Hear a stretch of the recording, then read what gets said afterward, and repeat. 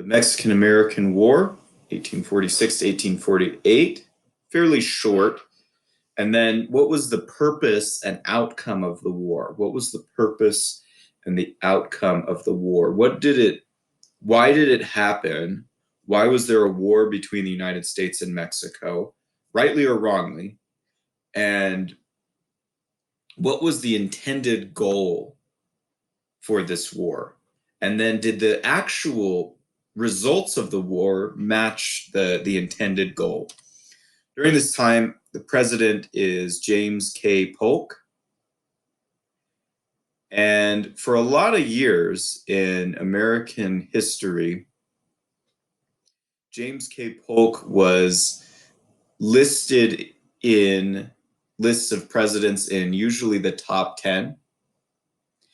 And a lot of that is because he was seen in some ways as kind of a second Thomas Jefferson. Remember, Thomas Jefferson did the Louisiana Purchase, or facilitated the Louisiana Purchase, which doubled the size of the United States. It wasn't fully popular at the time, but it was seen as being a major important step in, westward expansion and all these things. So Jefferson is usually ranked in the top 10 for that. So is Polk. At least he was. There's been a little bit of different thinking on James K. Polk because of what we're going to look at today. So history does change a little bit, not the facts or what happened, but our understanding of the facts and our information and interpretation of them can cause history to adjust a little bit. So that's why you have to be careful. You want to have good historical methodology, meaning history is not just known about the past.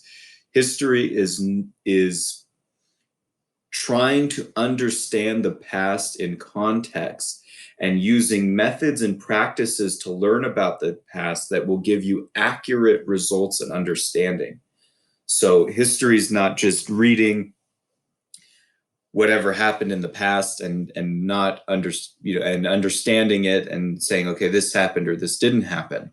It's understanding why things happened, why they happened, when they happened, and not at other times. And so history takes a lot of practice and skill in order to do it well.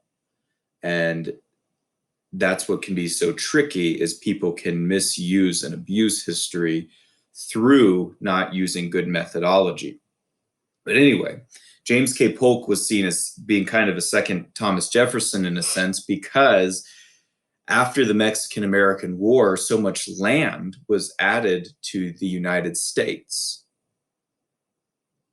But history has come to think of this situation a little bit differently. Now, Polk and others had a major desire. This was a major way of thinking and paradigm during this time of wanting to expand west. The United States was already growing westward and expanding in that direction.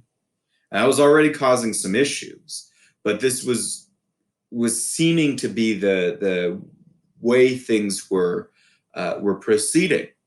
And people started to think about, what if the United States could have this whole continent? Meaning, there would still be Canada, there would still be Mexico. But as we're going to see today, Mexico is going to look a lot different than it did. And so could they go all the way to California? There's also the idea of what's called the Transcontinental Railroad, which is a railroad that would go across the whole continent. And railroad companies are expanding and growing during this time as well. Plus, railroad companies are working hand in hand in many cases with the US government. The US government is getting them certain land and privileges and money and resources and political privileges and things like that to work with the US government. And in exchange, as the railroads are being built, and people are kind of happy with the results of the railroads coming through their towns and stuff, that has benefits for the politicians as well. Now, there are some people who are building railroads without the assistance of the US federal government. There's a guy named James Hill who does so, and but that's a different story for another time. But to expand the amount of territory on which the railroads could be built, this caused people to want to expand west as well. There's also the annexation of Texas that happens in 1845. Texas had seceded, had exited from Mexico, which Mexico did not acknowledge, but kind of like the Declaration of Independence, it had declared itself its own country.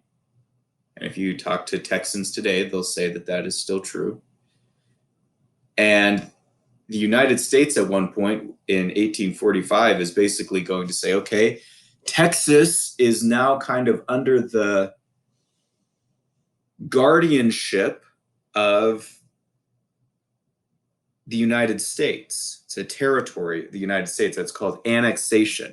Now, this was a big deal during this time because a lot of people said, remember the Missouri Compromise? And the big deal about adding slave states versus or adding free states is that it would throw off the balance in the Senate. And so adding Texas, which could potentially come in as another slave state, southern slave state, could throw off the balance again. So a lot of people in the North said that by taking Texas, by annexing Texas, that the northern states, northeastern states, New England states, should exit the Union. That it would basically, that for the US government to do this would break up the United States because it's adding more territory that would throw off the balance of power in the government. And so these are some of the background issues, but also there's a dispute between Texas, Mexico, and the United States over land. That we're going to see on the map what the issue is that is the spark that allows for the Mexican-American War. Now, Polk wanted to expand. He wrote this. The interesting thing about doing history is that we can look into what people were writing at their own time in their own journals. And so Polk, he called this the Mexican question. He wanted there to be a war with Mexico that would basically allow the United States to fight and take territory. But during this time period in the West and in the United States, with the influence of Western Christianity, even though this had been done throughout history in many cases, it was not seen as being just to go and conquer an area and just take land. Now, that was done all throughout history, but there started to be a level of disagreement with that, because it was seen that war, since it's such a terrible thing, should only be done in most cases in self-defense. Now, exactly what self-defense entails is obviously a little bit broader than most people think, but or that it would be a waste of time, energy, resources, and lives to try to go for a war to conquer just because some politicians want that to happen. And so a lot of times, even if people said, well, if they were okay of a war of conquering, they weren't necessarily okay with spending the tax money, sending their men to die in a war just so that the United States government could gain some more territory. So there needed to be more to it than just sending people to war. And so Polk knows that if Mexico is going to give up this significant amount of land through which he wants to expand the railroads and expand west, he knows there needs to be a war basically to make that happen. But how is he going to convince Congress and really try to convince the American people to go to war? Because remember, only Congress, according to Article 1, Section 8 of the Constitution, only Congress can declare a war. So Polk, what does he do? Well, he writes this in his diary or his journal, and he said, I brought up the Mexican question, meaning this question of how to deal with going to war with Mexico or getting the land from Mexico, but not thinking he'd be able to convince the people of America and the people of Congress to go to war without a just cause. But anyway, he says, I brought up the Mexican question. All agreed that if Mexican forces at the Matamoros committed any act of hostility on General Taylor's forces, I should immediately send a message to Congress recommending an immediate declaration of war. I stated to the cabinet that up to this time, as they knew, we had heard of no open act of aggression by the Mexican army, but that the danger was imminent that such acts would be committed. I said that in my opinion, we had ample cause of war and that it was impossible that we could stand in the status quo. Okay, so what Polk is saying here is he talks about this guy named General Taylor, which is a guy named Zachary Taylor, who will eventually be president. But at this time, he's a general, and he's down in the Texas area that's still said to be owned by Mexico, but is now part of Texas. Texas is now annexed by the United States. And Polk is discussing with his other people that that there had been no act of aggression, meaning the Mexican army had not attacked anyone yet in this area, had not attacked the American troops that were there, but that it could happen at any time. So Polk and others believed that if there was some type of attack from Mexico against United States troops, this would be a justification for war. Now, Polk believed there was already a justification for war because he believed that the United States, having annexed Texas and having the Mexican army there, was already ample cause for a war. But the United States Congress and the people of the United States probably would not have gone to war on that basis alone. So basically, Polk needed something to happen. He needed the Mexicans to attack first so that the United States could officially declare war. This eventually happens when the United States troops are ordered specifically to go into an area where they're likely to be attacked. Okay, so there's this border issue. Okay, this is today, modern Texas. Here is the Rio Grande or Rio Grande River that is now the current US and Mexico border. Okay, so here's Mexico. Now remember, Texas, which is right here, had exited the Union. I'm sorry, had exited Mexico. Mexico did not see that as legitimate. Texas was an independent country, but was annexed, meaning kind of brought under the guardianship of the United States, which Mexico also did not acknowledge, but the United States government did. So there is a hot spot right here between these two rivers. Nueces River is right here, and the Rio Grande that separates today Texas and Mexico.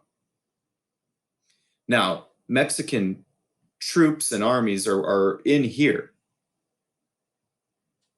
This is what is called disputed territory, meaning all three sides say that they have the rights to this territory, but they all know that a fight could very well take place if they interact with each other here. So Zachary Taylor, who is the general at this time, is ordered and orders his troops to go into this area, to cross the rivers and to go into this region and basically wait for an attack of the Mexican army. During that time, so this is a hotly disputed territory. During that time, Zachary Taylor has a young troop in his ranks who will later become an important Northern Civil War general named Ulysses S. Grant, and he will also become a president after a few presidents after Abraham Lincoln.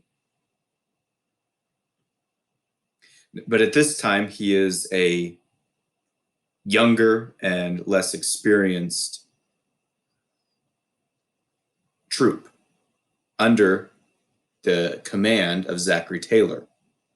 So Zachary Taylor is moved in here, waiting to be attacked and basically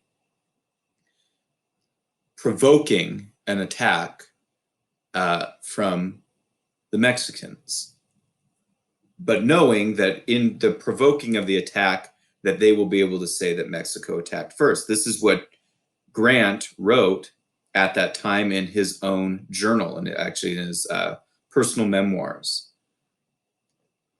He says, the presence of the United States troop on the edge of the disputed territory furthest from the Mexican settlements was not sufficient to provoke hostilities, meaning when they were on just the edge of the disputed territory, the Mexican army left them alone. So it wasn't good enough. So Taylor from Polk, remember there's not instant communication during this time either, but Taylor from Polk is told to go into this territory. And Grant goes on and says, we were sent to provoke a fight, but it was essential that Mexico should commence it. In other words, that if there was going to be an attack, they were sent there to provoke the fight, but it was essential that Mexico had to start the fight. This is an important detail because it does matter in a fight or in a war or whatever who started it. However, why did they start it? So he says very clearly, we were sent to provoke a fight, but it was essential that Mexico should commence it. So keep that in mind.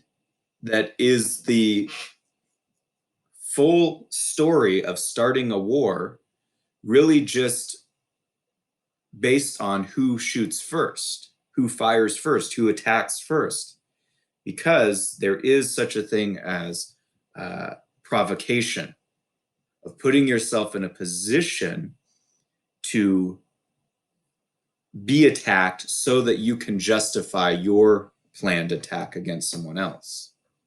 So he says, goes on, it was very doubtful whether Congress would declare war. But if Mexico should attack our troops, the executive, the president, could announce, whereas war exists by acts of, etc., and prosecute the contest with vigor. Once initiated, there were but few public men who would have the courage to oppose it. And that's an amazing statement. So what he's saying is Congress, under these circumstances, probably wasn't going to provoke war with Mexico. However, if Mexico attacked American troops, then who would stand up and say, wait a second, I still don't think we should go to war with Mexico? It would take an incredible amount of courage and not knowing the full information.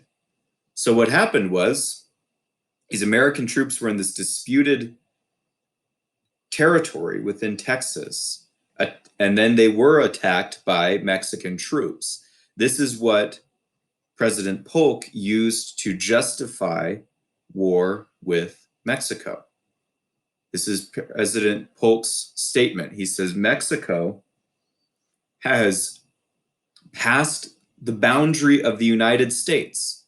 So now what he's saying is that not only is he not telling the fact that that troops from the American side were sent into this disputed territory to provoke an attack, he's actually saying that Mexico attacked American troops on American land. That's exactly what he says. He says Mexico has passed the boundary of the United States and has invaded our territory and shed American blood on American soil. She has proclaimed that hostilities have commenced and that we are now at war. And so, through arguing this, James Polk was able to convince Congress to declare war. And he said not only should Congress just declare war, he's arguing that Congress should acknowledge the fact that we are already at war and that we must defend ourselves. Now, is this truly a war of self-defense? They were sent to provoke a fight. They were attacked. It wasn't a disputed territory claimed to be owned by all three. However, is it really like he said, Mexico crossing the border and attacking and shedding American blood on American soil? So even though this war is one of the 5 officially declared wars, according to the US Constitution, meaning Congress declared the war. We've had plenty of other wars, but this is one that was one that went through the constitutional process where Congress declared the war. That doesn't necessarily follow that the war is a good idea or just or anything like that. It just means it went through the barriers of the legal process. Now, there are several people who disagree with this, and there are several people who question this war, who we're going to look at a little bit more next time. But one of the people who in the House of Representatives, who we'll hear about later, who questions where this attack on American troops took place, is a young representative in the House of Representatives named Abraham Lincoln. So he's suspicious at this time of this war, that the United States is going into war to fight Mexico, because he doesn't believe that the attack of Mexico makes any sense in the way that it was told. And so he asks, where were these American troops? Show us the spot. But we'll talk about that a little bit more next time.